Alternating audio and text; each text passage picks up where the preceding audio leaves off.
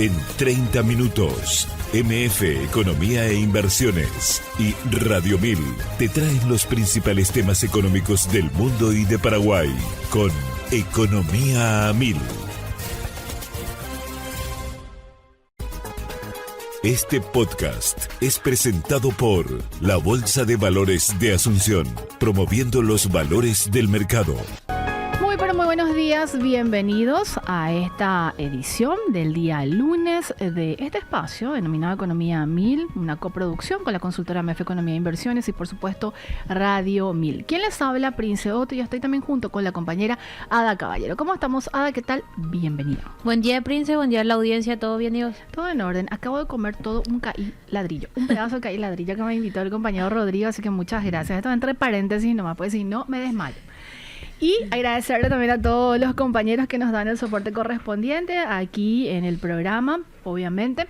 Y como es habitual, tenemos invitada en piso, pero me gustaría compartir rápidamente, antes de darle la bienvenida, las principales noticias económicas del día. Adelante, Josema.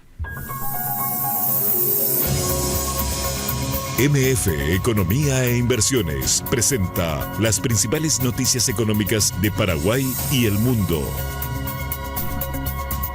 De acuerdo con el portal CNBC, el índice de precios al consumidor subió 2,4% interanual en enero, 0,3 puntos porcentuales menos que el mes previo y el nivel más bajo desde mayo de 2025.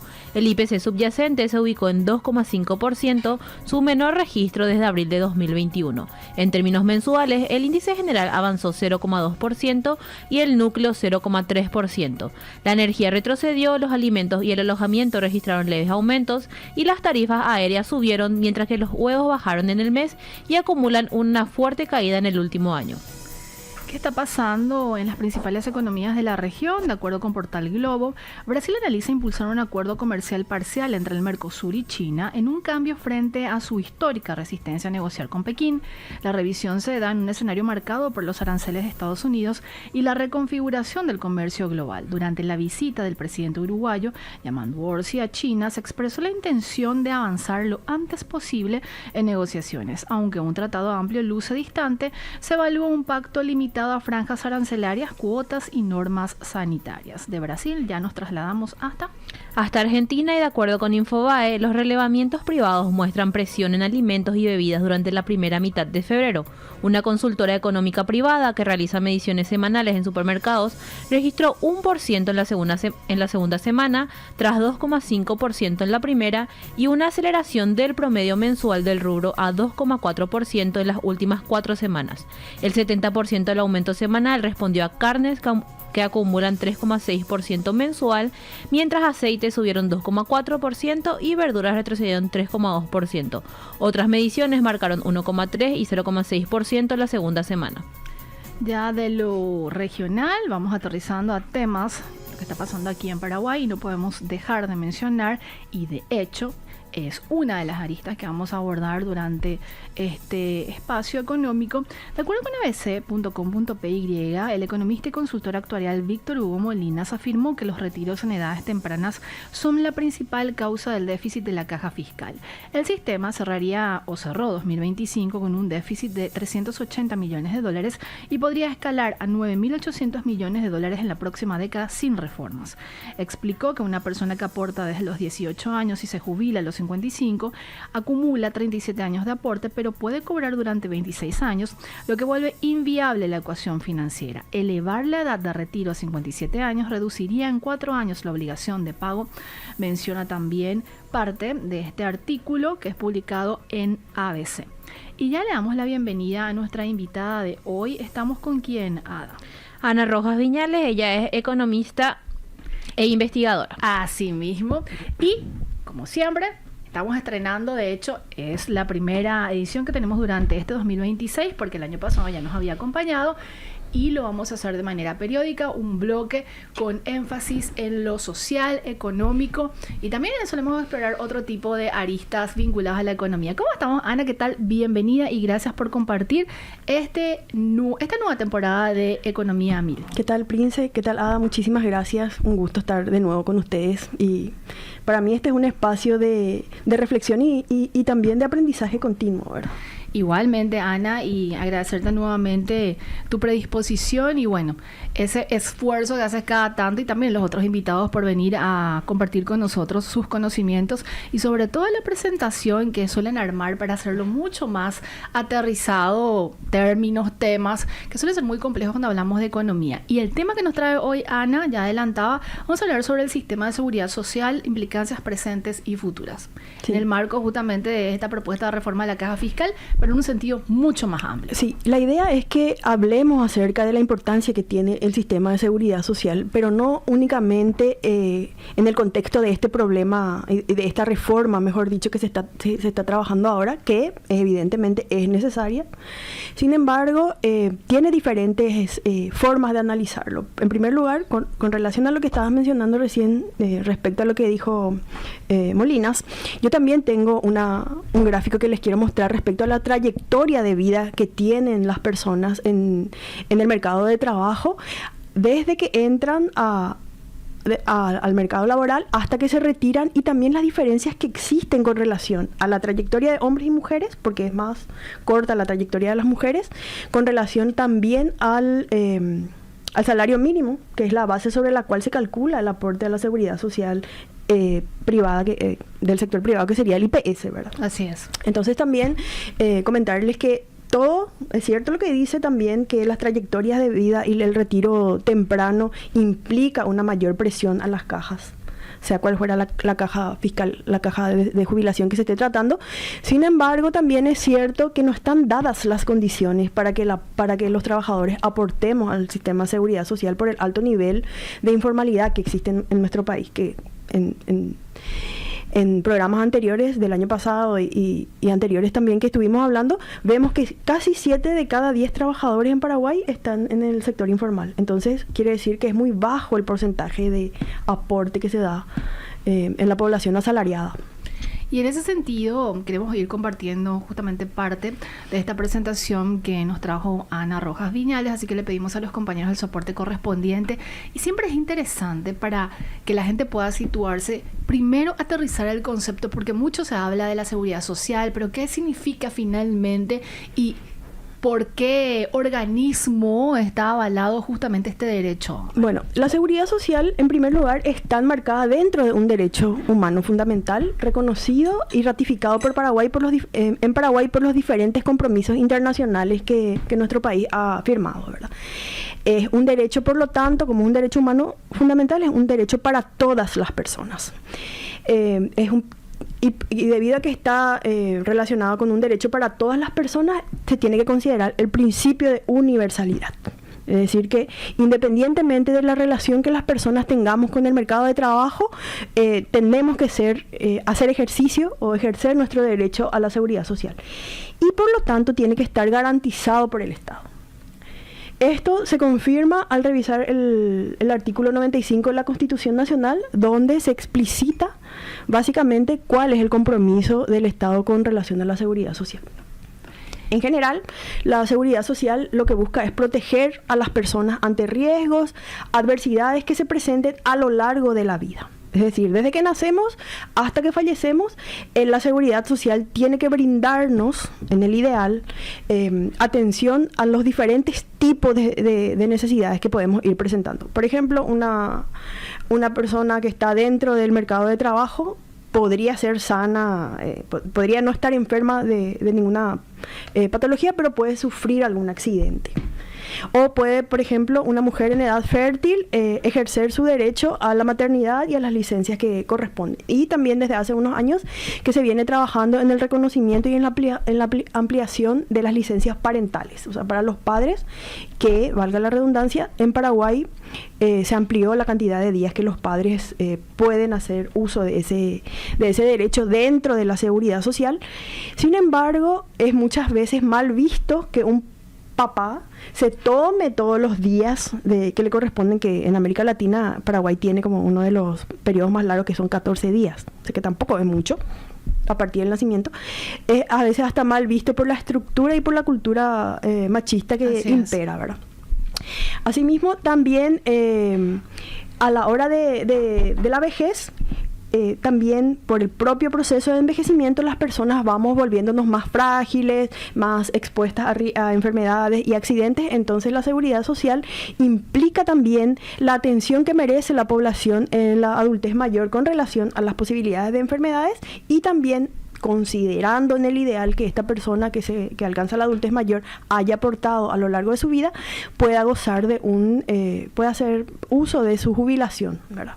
Y en este sentido, la seguridad social junto con la protección social, o sea, la seguridad social forma parte de la protección social, que es como el paraguas más grande, que además tiene otras aristas. La asistencia social, que está dirigida a las poblaciones más pobres y vulnerables, que serían aquellas poblaciones que hacen que forman parte de Tecoporá o de la pensión a adultos mayores, que son pensiones no contributivas, y la inclusión social que se da a partir de las políticas activas de empleo, de capacitación y de salud.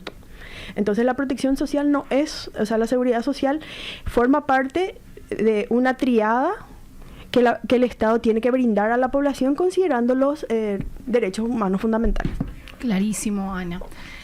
O sea, seguimos con la próxima lámina, por favor, compañeros, porque también hay pilares dentro de este esquema denominado seguridad social, Ana, porque mucho se habla, ya adelantabas en parte, el programa contributivo, el programa no contributivo, que es básicamente lo que se puede ver cuando hablamos sobre todo de la caja fiscal, pero este tiene, como decíamos, un concepto mucho más amplio. Sí. La seguridad social tiene dos pilares fundamentales. O sea, el contributivo, que está relacionado con la trayectoria de trabajo que tienen las personas y el aporte que hacen esas personas a lo largo de su vida productiva, que básicamente en el ideal, siempre hablando en el ideal, debería abarcar desde los 18 hasta los 64 años. Sin embargo, sabemos que hay personas que ingresan al mercado laboral más temprano y también sabemos que hay personas que siguen trabajando después de los 65 años. Así es. Y lo que busca el sistema contributivo financiado con el aporte particular de cada una de las personas es que cuando se jubila un trabajador o una trabajadora, su nivel de ingreso no sufra una caída estrepitosa con relación a cuánto percibía cuando estaba dentro del mercado de trabajo activo, ¿verdad? Sin embargo, en América Latina, una característica de los sistemas de seguridad social y por supuesto de Paraguay también es el bajo porcentaje de aporte que tienen los trabajadores y también el bajo porcentaje de cobertura del sistema contributivo a la población adulta mayor.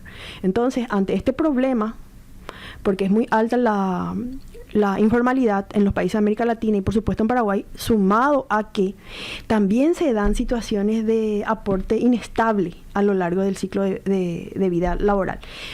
Sabrán muy bien ustedes y la gente que nos escucha que muchas veces se aporta al IPS, pero no se aporta por el total del salario de un trabajador. O se aporta por 1 millón o se aporta por menos porque no se considera o no se reconoce la importancia que tiene el aporte a la jubilación y la pensión para el futuro. Entonces, ante esta problemática aparecen los sistemas no contributivos, que son sistemas que están financiados básicamente por impuestos. Y desde hace unos años, desde el 2009, para ser exactas, el programa de pensión alimentaria de adultos mayores empezó a estar vigente en Paraguay, que es un paso impresionante en la política social y en la protección social en nuestro país.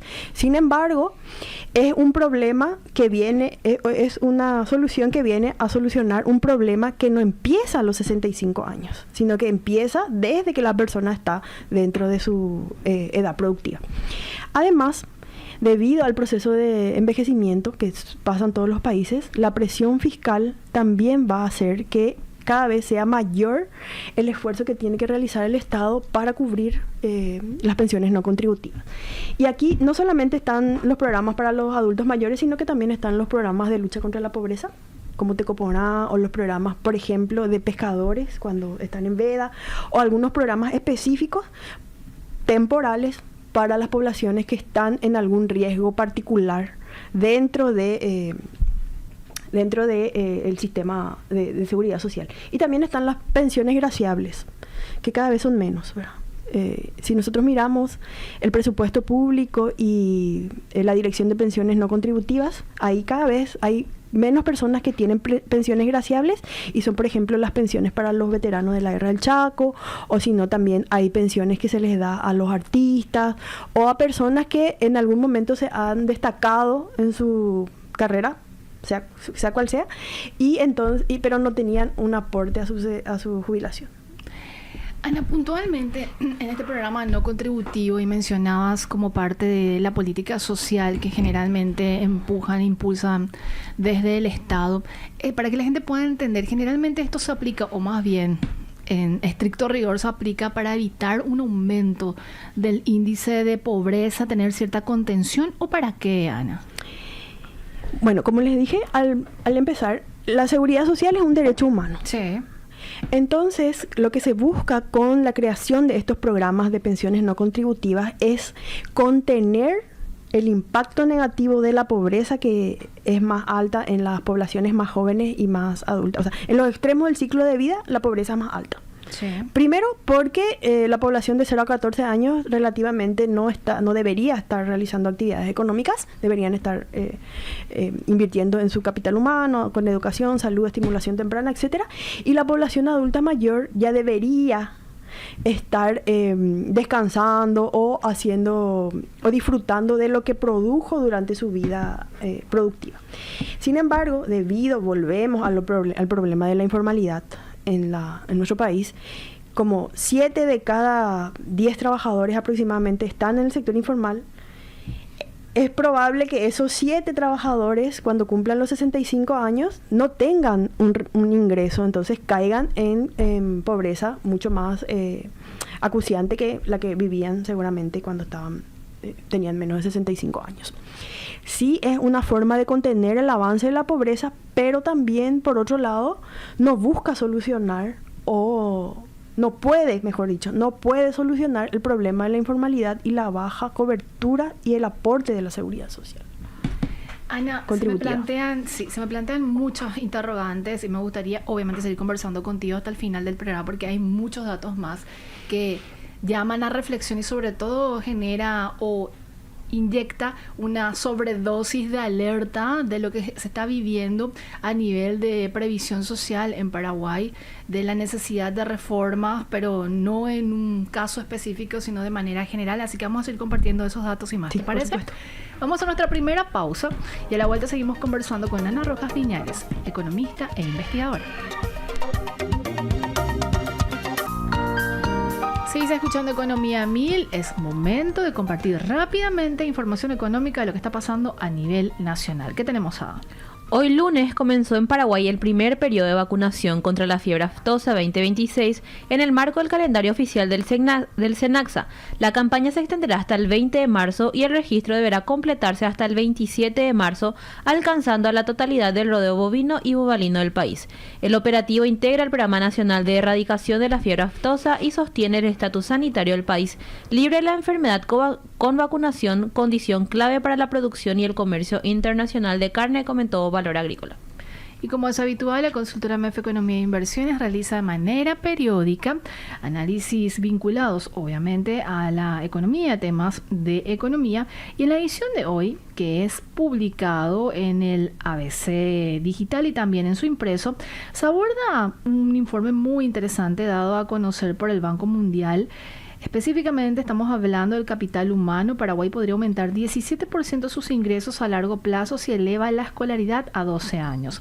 El capital humano constituye un determinante central del crecimiento económico y de la reducción de la pobreza, especialmente en economías como la paraguaya, donde amplios segmentos no cuentan con activos físicos ni financieros relevantes.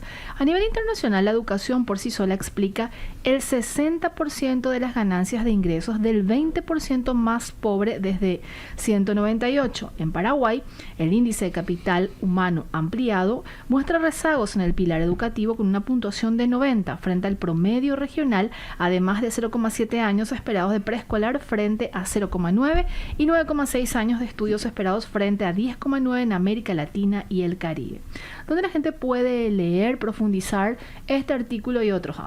Pueden encontrar nuestras redes sociales, Instagram, X, Facebook, LinkedIn, también en nuestro canal de WhatsApp buscando MF Economía e Inversiones y en nuestra página web www.mf.com.py. Seguimos en compañía de nuestra invitada de hoy, la economista e investigadora Ana Rojas Viñales, hablándonos sobre el sistema de seguridad social, las implicancias presentes y futuras y una presentación más que interesante que vamos a seguir compartiendo obviamente con la audiencia en el análisis que hace justamente Ana Rojas. Le pedimos a los compañeros el soporte correspondiente de la siguiente lámina, por favor, compañeros. Y hay un agregado aquí, Ana, sobre puntualmente la seguridad social contributiva en Paraguay, para ubicarnos un poco también cómo empezó y, bueno, algunos alcances de la misma. Bueno, es importante considerar que Paraguay tiene una larga historia con relación a la seguridad social contributiva. Sí.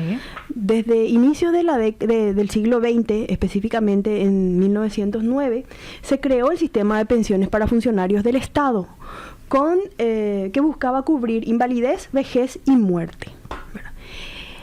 En 1943 se creó el IPS con la intención de cubrir a los empleados y funcionarios del sector privado. En Paraguay, y vamos a ver un poco más adelante, que también es una de las razones fundamentales por la cual se está trabajando en la reforma del sistema de jubilaciones y pensiones, se cuentan con 8 cajas diferentes. O sea, está la caja fiscal, el IPS que es la más importante, después está la caja fiscal y otras pequeñas cajas sectoriales, por ejemplo, la de médicos, la caja la caja de funcionarios municipales, bancarias, ferrocarril y también las cajas privadas, donde una persona que no necesariamente está excluida del sistema de seguridad social contributivo por su trabajo, decide aportar más para su jubilación en el futuro. Estas cajas de jubilaciones voluntarias están vigentes desde 1950. La siguiente lámina, por favor, compañeros. Vamos a seguir explorando también este pilar. Composición del sistema de pensiones en Paraguay, que es básicamente lo que estabas mencionando, sí, Ana, pero ahí tenemos en un desagregado mucho mejor y mayor. Sí, acá por ejemplo lo que se ve es que el sistema contributivo tiene tres grandes etapas, por decirlo de alguna forma. La jubilación ordinaria de base, que está considerando el IPS, la caja fiscal, la caja de jubilación municipal, la parlamentaria, etcétera. La pensión complementaria, que es para los funcionarios de la ANDE y de Itaipú. El sector privado, con la caja médica, la caja mutual de cooperativistas y la caja de profesores de la Universidad Católica. Y la no contributiva, que está primero los veteranos y los herederos de la guerra del Chaco, los adultos mayores en situación de pobreza. Esto dice situación de pobreza porque en este gráfico extraje de un libro de CADEP que fue del 2014, pero ya la pensión alimentaria está universalizada, ya no está dirigida solamente a la población en pobreza. Así es. Sin embargo, estuvo dirigida, en principio, focalizada a la población en pobreza, ahora es universal, pero está siendo implementada de manera gradual, considerando la edad de las personas. Ahora creo que ya alcanzó los 70 años, pero tiene que llegar a cubrir a los adultos mayores desde los 65 años y va bajando periódicamente. También están las pensiones graciables del Congreso Nacional, que fue la que les mencioné hace rato, y la pensión a sobrevivientes para herederos de policías y militares que fallecen en servicio. Ana, para precisar nada más, cuando estamos hablando puntualmente del programa o del sistema no contributivo, mencionabas en algún momento que se financia en su totalidad con impuestos. Sí. Es decir, esto está dentro del presupuesto general de la Nación en cada ejercicio. Desde el 2009 está dentro del presupuesto general de gastos y también tiene previsto la inclusión gradual de una cantidad X de adultos mayores por año, que hasta los últimos datos que yo revisé, se espera incluir al año 30.000 adultos mayores, pero hay que considerar también que los adultos mayores van falleciendo, entonces como que va equilibrándose la cantidad que ingresa. Este tipo de sistema es por decirlo así, común en América Latina o funcionan de otra manera para esta población, Ana? No, básicamente es común para los países de América Latina. En Bolivia, cuando se creó, que es uno de los casos más emblemáticos, desde que se creó, la pensión en Bolivia es universal. En la mayoría de los países se creó siendo focalizado, y para eso la población tenía que cumplir ciertos criterios. Si ustedes recuerdan, en algún momento habíamos hablado del censo de adultos mayores que se realizaba hasta hace unos años, donde los censistas iban a las casas, donde, primero el adulto mayor se tenía que registrar en la municipalidad, en sus municipalidades. Luego había un calendario de visitas de censo, y cuando le tocaba a la ciudad o al distrito, visitaban los censistas y había unos criterios que se tenían que considerar. Y a partir de esos criterios se calculaba la probabilidad o no de ese adulto mayor a ser incluido dentro del programa. Sin embargo, esto también hacía que existieran errores de inclusión y de exclusión. O sea, errores de inclusión, gente que no debería estar, pero está, y personas que debería estar y no está. Entonces, considerando que es un derecho humano, luego, con los años, creo que desde el 2021, se volvió una pensión ya universal, donde todos los adultos mayores entran a la jubilación, a la pensión. Sin embargo, también tienen la posibilidad de renunciar. Entonces, eso imagino se analiza y se revé para otra persona, se recanaliza. Se recanaliza. Vamos a suponer que yo ya alcancé los 65 años, soy candidata a percibir la pensión alimentaria, pero yo tengo o alguna renta o tengo mi jubilación privada, entonces yo decido no percibir esa renta, esa pensión, entonces se puede y se pasa a otra persona que podría estar necesitando. En este caso puntual del sistema no contributivo, ¿se establece como una relación con el salario mínimo, Ana? Sí. Tengo entendido. También, desde que se creó la ley de la pensión alimentaria, el monto básico, que no puede ser menos de eso, es el 25% del salario mínimo. Y también una cuestión interesante que me estaba olvidando, pero que podemos mencionar ahora, es que antes de que existiera la pensión alimentaria de adultos mayores, o sea, antes del 2009, dentro del programa Tecoporá había un componente para adultos mayores.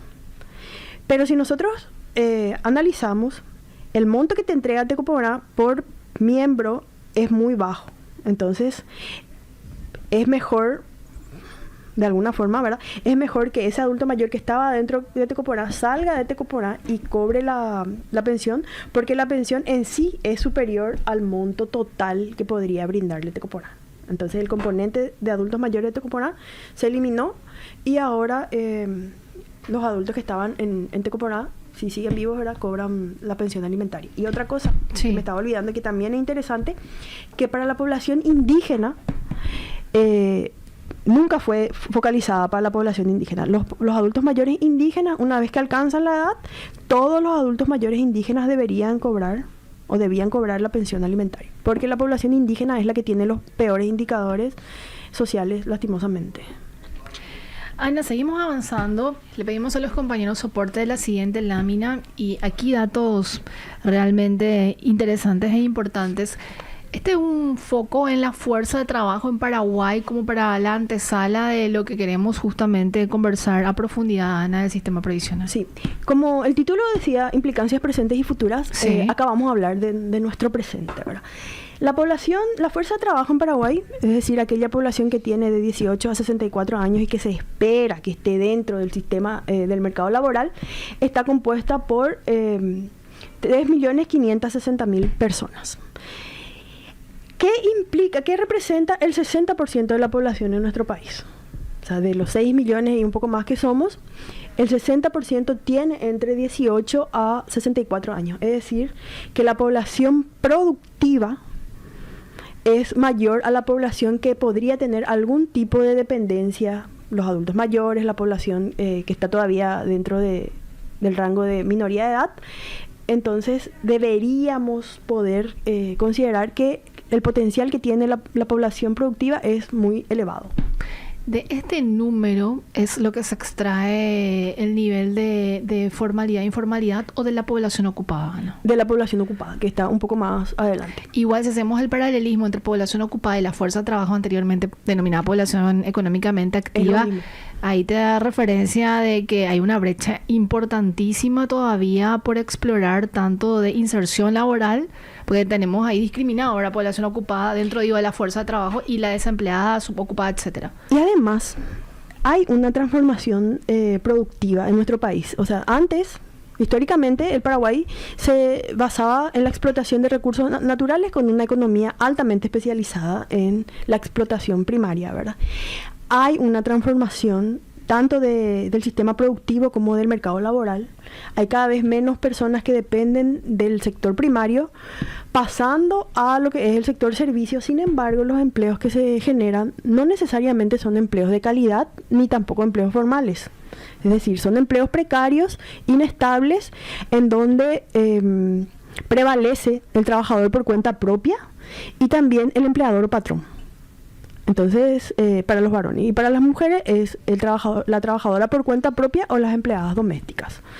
Y esos, si nos fijamos en esas categorías de ocupación, son generalmente ocupaciones realizadas en el sector informal sin seguridad social, por supuesto, con bajos salarios y también con una entrada y salida cíclica del mercado laboral. La siguiente lámina, por favor, compañeros, que es justamente el desagregado que ya estábamos básicamente adelantando también. De ese conjunto que mencionabas, Ana, de la fuerza de trabajo, ¿cuánto representa, por decirlo así, ese conjunto que resta de la población total? Aproximadamente de los 3.560.000 personas que podrían estar dentro del mercado de trabajo, aproximadamente el 64% está ocupado. Con un gran porcentaje de población que está fuera de la fuerza de trabajo, que es de aproximadamente 30%. Pero si nosotros hacemos otra vez la desagregación de hombres y mujeres, vamos a ver que hay una brecha importantísima de aproximadamente 22 puntos porcentuales en la diferencia de la ocupación femenina y masculina. Y también lo mismo pasa cuando revisamos los datos de la población fuera de la fuerza de trabajo. Es mucho mayor la población femenina que está fuera de la fuerza de trabajo, aproximadamente 40% de ese total del total de mujeres que deberían estar en la fuerza de trabajo están fuera, en comparación al 18% de los varones. Ana, puntualmente del componente fuera de la fuerza de trabajo, ahí están incluidos las personas imposibilitadas por alguna dolencia, patología. Sí. Si nosotros analizamos las razones por las que una persona podría estar fuera de la fuerza de trabajo, en primer lugar están las actividades domésticas. Sí. Y otros motivos familiares.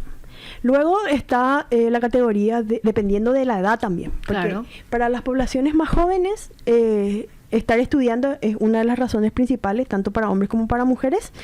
Y a medida que aumenta la edad, también aumenta la importancia que tiene la población con discapacidad, la población accidentada y la población que tiene jubilación o pensión. O sea, dependiendo del rango de edad que estamos analizando, hay tiene diferente peso la razón por la que una persona puede o no estar dentro de la fuerza de trabajo.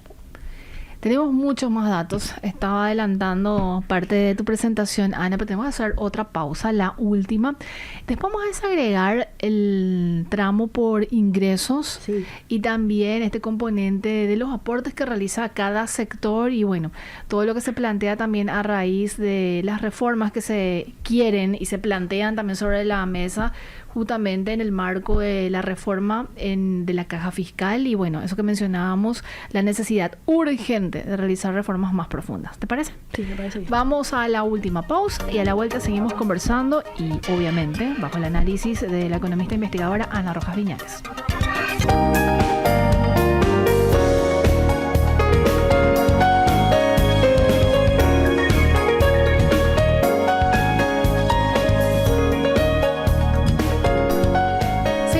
Economía 1000, gracias por la compañía. Hoy con la economista e investigadora Ana Rojas Viñales. Ana, vamos a seguir avanzando en los datos de la presentación muy interesante que justamente trajiste aquí para compartir con nosotros y obviamente la audiencia. Y nos vamos a focalizar en esta lámina, gracias compañeros, sobre el ingreso laboral promedio. Esto es como la base para entender, por decirlo así, de qué estamos hablando cuando hablamos de esta fuerza de trabajo, el potencial que existe, el nivel de informalidad, etcétera. Sí, bueno, estos datos corresponden al año 2023, ¿verdad? Entonces está calculado con relación al salario mínimo vigente para el año 2023 y al ingreso medio de hombres y mujeres para ese año, ¿verdad? Y lo que acá hicimos fue considerar cuál es el ingreso, o sea, el ingreso que cada persona percibe, hombres y mujeres, en cada tramo de edad. Clarísimo. Con relación a la raya horizontal que tenemos, que es el salario mínimo, con lo que comparamos cuál sería el periodo o cuántos años duraría la trayectoria de trabajo de hombres y mujeres y también de la población en general. Y si nos fijamos en la línea más naranjada, esa es la trayectoria laboral de los varones. Y en todos los grupos de edad, en todos los años de edad, mejor dicho, los varones están por encima de la población en general y de las mujeres, por supuesto. Básicamente, un varón, empezaría a ganar por encima del salario mínimo aproximadamente a los 24 años. Y estaría percibiendo un ingreso medio superior al salario mínimo hasta los 64 años. Es importante también considerar que estos son promedios. Así es. Son situaciones hipotéticas con las cuales se explica la realidad.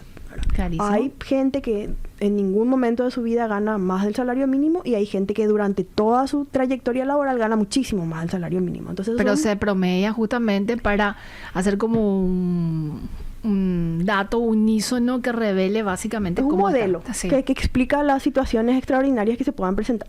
En el caso de las mujeres, de nosotras, empezaríamos a ganar, empezamos luego ganando menos que los varones. Sí. Hay una brecha, considerando los datos del año 2023, hay una brecha de aproximadamente 23 puntos porcentuales que representa 800.000 guaraníes menos de lo que gana un varón en promedio. Todas las mujeres contra todos los varones, ¿verdad? Y nosotras empezaríamos a ganar por encima del salario mínimo al cumplir 28 o 29 años aproximadamente. E incluso se tarda mucho más en el caso de las mujeres percibir esto. Sí, nosotras entramos a ganar el salario mínimo 4 o 5 años más tarde que los varones y salimos, dejamos de ganar menos del salario mínimo aproximadamente a los 53 años, siendo que los varones alcanzan los 64 años. Es decir, nosotras entre los 27 y los 53 años tenemos 26 años en los cuales hipotéticamente estaríamos ganando por encima del salario mínimo, mientras que los varones desde los 24 hasta los 64 años, es decir, tienen un periodo de 30 años. Ahí hay una diferencia de aproximadamente 8 años entre hombres y mujeres. Perdón, Ana, quizás mi pregunta caiga de madura, pero ¿hay una explicación puntual de esta brecha que persiste en edad e incluso en ingresos? Sí, hay una explicación que tiene que ver más bien con los patrones socioculturales y la asignación de responsabilidades dirigidas a hombres y mujeres. Y eso hace que, considerando que para las mujeres socialmente se espera que desarrollemos cierto tipo de actividades relacionadas con el cuidado, con la enseñanza y con el servicio hacia las otras personas, estas actividades no son igual valoradas de manera equitativa con las actividades que realizan los hombres, porque cuando hay crisis, por ejemplo, en una familia, cuando hay una crisis económica y se considera una familia tipo, es más probable que el hombre sea el proveedor y la mujer represente un trabajador adicional, es decir, que sale al mercado de trabajo solamente en situaciones de crisis para compensar o para agregar ingreso al ingreso del proveedor principal. Muy interesante. Entonces, el trabajo de las mujeres no está culturalmente valorado de la misma forma que se valora el trabajo de los hombres, aunque tengamos las mismas capacidades. Y con relación a lo que estaba hablando del informe del Banco Mundial sobre El índice de capital humano. El índice de capital humano y cuánto crecería nuestro PIB si alcanzáramos los 12 años de estudio. Nosotros sí revisamos, y también ya es algo que habíamos hablado en sesiones anteriores, en programas anteriores, las mujeres tenemos un año más de estudio que los varones en Paraguay. Sin embargo, esas credenciales adicionales no se traducen en mejores condiciones en el mercado de trabajo. Ana, quiero poner un elemento ahí porque recuerdo parte, y sí, no tengo un trastoque ahí mental sobre los datos. En el último informe actuarial del Ministerio de Economía y Finanzas sobre puntualmente la caja fiscal, se planteaba y se imprimía de hecho la expectativa de vida hombres y mujeres que va en aumento y hay una brecha. Las mujeres viviríamos más que los hombres y de hecho sucede, Ana. Sí. Y eso no se refleja justamente en estos datos. No se refleja en estos datos, pero sí, para el próximo programa puedo traer eso. Es súper interesante ver la tasa de actividad y de ocupación de hombres y mujeres por tramos de edad y vamos a ver que la actividad y la ocupación aumenta a medida que aumenta la edad hasta cierto punto y a partir de ahí empieza a disminuir de manera progresiva, pero cuando alcanzamos los 65 años, tanto hombres como mujeres aumenta otra vez el nivel de ocupación y eso tiene que ver muchísimo con el aumento de la esperanza de vida que vos mencionaste. Hay más mujeres viudas que hombres viudos, entonces esas mujeres que antes eran dependientes de un ingreso masculino se ven obligadas a participar del mercado laboral, entonces están trabajando de manera más activa, por decirlo de alguna forma, a partir de los 65 años. Muy interesante. Entonces, lo que vos mencionás también es súper interesante cuando revisamos los datos de las pensiones no contributivas, porque hay más mujeres que cobran en las pensiones no contributivas precisamente porque viven más años que los hombres. Sin embargo, nos vamos al problema de la informalidad, hay más mujeres informales que hombres informales, entonces llegamos a la adultez mayor nosotras en condiciones de mayor vulnerabilidad. Muy interesante el dato y la reflexión, Ana. Seguimos avanzando. Creo que nos van a quedar cortos los minutos, Ana. Obviamente vamos a... Seguimos en la próxima. Totalmente. La siguiente lámina, por favor, compañeros. Aquí, aporta una caja de jubilación. Estos son datos del 2024 que nos refleja y con datos del INE. Todos son datos del INE. O sea, sí, todos estos datos, si ustedes quieren revisar y confirmar, están disponibles. Bueno, estos son datos de la encuesta permanente de hogares del año 2024 y de la población en edad de trabajar que habíamos visto hace un rato que era de 3 millones y algo. Sí. Esta es específicamente la población que está ocupada. Porque se esperaría que las personas que están ocupadas sean las que aportan a una caja de jubilación o pensión. Y acá vemos que apenas el 26% de la población que está ocupada aporta a una caja de seguridad social. Y hay esa relación que decías, 7 de cada 10. 7 de cada 10, sí. Y ahí vemos que si nosotros hacemos esto otra vez dividido por hombres y mujeres, vamos a ver que es muy poca la diferencia que existe entre hombres y mujeres que aportan, porque si nosotros vamos otra vez un poco más profundo, las categorías de servicios, educación y salud ocupan a más mujeres que a hombres y son las categorías de ocupación que tienen mayor nivel de formalidad. Entonces, hay mujeres que están aportando porque están dentro de estos servicios de enseñanza, trabajan en el sector de blanco, etcétera. Muy interesante. La siguiente lámina, por favor, compañeros. Cajas de aporte. ¿Qué nos revela también esto, Ana? El desagregado de las diferentes cajas. Sí. Si bien tenemos 8 cajas en Paraguay, la encuesta permanente de hogares tiene diferenciadas estas 5 cajas y otra que seguramente engloba a las demás. Más del 73% de las personas que aportan a una caja aportan al IPS. O sea, si bien es cierto también estos datos que corresponden al año 2024, seguramente hubo un aumento en la cantidad de aportantes. En ese momento, en el 2024, eran 510.000 personas de los 3.560.000 personas que forman la población en edad de trabajar. O sea, es muy poco el nivel de aporte en las diferentes escalas. Porque este es beneficiario titular. Este es el titular. Claro. Este es la persona a la cual se le descuenta de su salario. Sí mismo. Y en la caja fiscal, en ese momento, estaban aportando aproximadamente 167.000 personas. De un universo de aproximadamente 300.000 funcionarios que registra. Sí. Y después la caja bancaria, que es como una caja menor, pero también relativamente significativa, y el resto, Ana. Sí, y además una cosa interesante que no mencionamos hasta el momento es que todas estas cajas tienen criterio, y es esa otra de las razones por las cuales se quiere reformar, se tiene que reformar, es que estas cajas tienen criterios y parámetros distintos. Entonces, eso es lo que hace que exista la posibilidad de que una persona que está en la policía se jubile a los 41 años.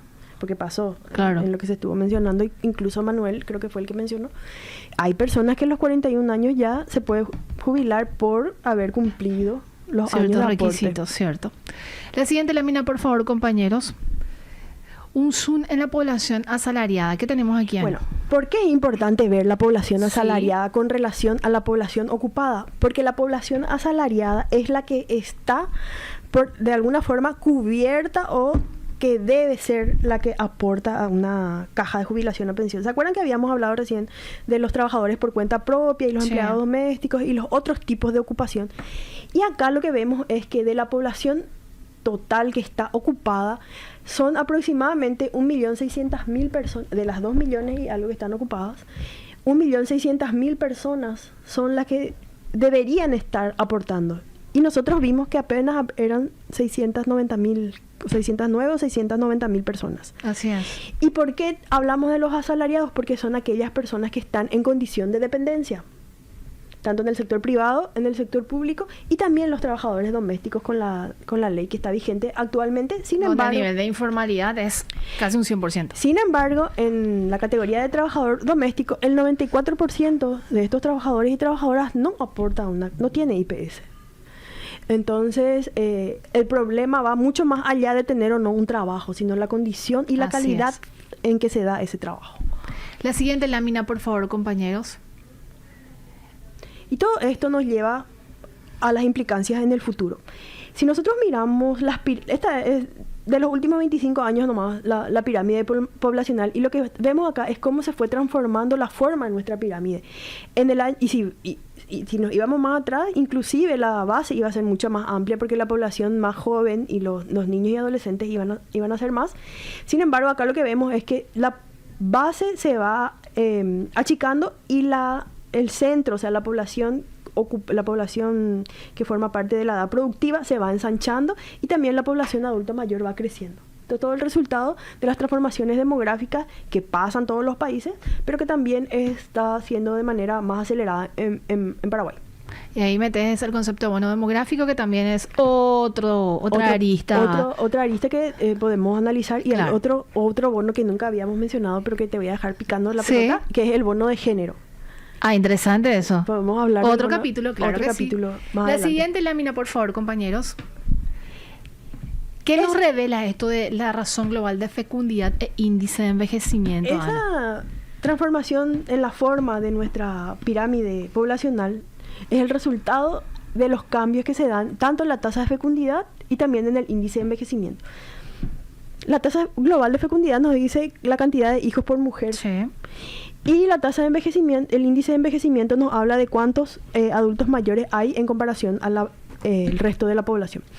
Y acá lo que vemos es que hay una disminución progresiva y acelerada de la cantidad de hijos por mujer. En el año 2025 aproximadamente, las mujeres tenemos 1,9 o 2,1 hijos por mujer nomás. Es decir, que la tasa de reemplazo de la población está ya en peligro. Y la tasa de reemplazo es que por lo menos 2,1 hijos se debe tener, o sea, deben tener las mujeres para que se pueda sostener la población en el mismo nivel. ¿Hijos o hijas, Ana? En la tasa de reemplazo es hijos por mujer, o sea, entre los dos. Y la tasa de envejecimiento lo que nos muestra es que aumenta la proporción de adultos mayores como resultado del aumento también de la edad de la población que estuvimos viendo en el otro gráfico. La siguiente lámina, por favor, compañeros, que tengo entendida es la última, Ana. Bueno, y todo esto nos muestra que si nosotros analizamos específicamente a la población que hoy tiene 65 años y más, que percibe una jubilación o pensión del sistema contributivo, vamos a ver que solamente el 12% de la población que debería tener o sea, que tiene 65 años y más, que debería tener un ingreso proveniente de su trabajo, solamente el 12% tiene hoy una jubilación o pensión. Y ese resto, casi el 88%, es probable o es potencial destinatario de las pensiones no contributivas. Ese número es impresionante. Es muchísimo. Y si vamos otra vez analizando los datos, vamos a ver que de ese 456.900 y algo personas que no tienen una jubilación o pensión, hoy el sistema de jubilación, el sistema no contributivo, o sea, la pensión alimentaria, está cubriendo aproximadamente al 75% ya. O sea, hay como 300.000 personas que están cobrando, y hay un rango, una brecha, 150.000 que todavía no tiene algún ingreso. Reflexiones finales, Ana, en un sentido muy amplio del sistema de seguridad social, las necesidades de una reforma. ¿Qué conclusión podemos sacar sobre estos datos que realmente son alarmantes y preocupantes y que necesitan con urgencia acciones? En primer lugar, la reforma es necesaria e indispensable. Sí.